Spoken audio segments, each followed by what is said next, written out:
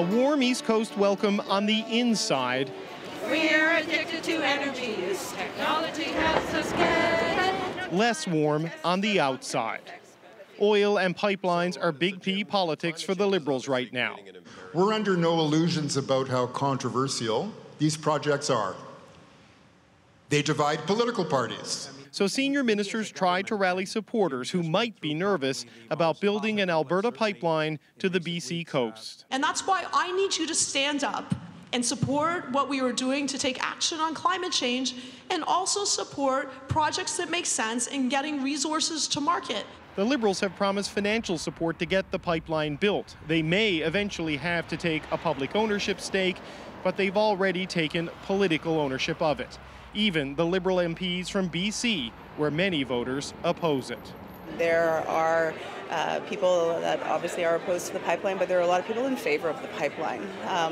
We're moving on the pipeline because, as has been said many times, it's in the national interest. This convention is about getting ready for the next election, and it's revealing the challenges of a party in power seeking a second term.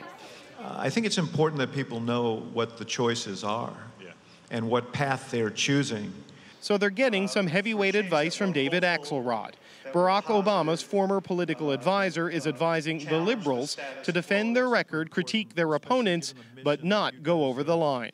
It would be derelict, as it would have been for us in 2012 in the U.S., not to make sure that people understood what the choices were. That is not to say that the politics of destruction are the way to go. It's a delicate balance for a prime minister who has built his brand on positive politics, who won government on the promise of change, but now has to run on his record.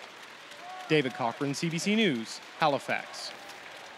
So David's highlighted the pipeline politics, but you might be wondering about the sex and drugs I also mentioned earlier. Well, the party's youth wing has proposed decriminalizing prostitution, while some grassroots Liberals want the same for anyone caught with a small amount of any hard drug.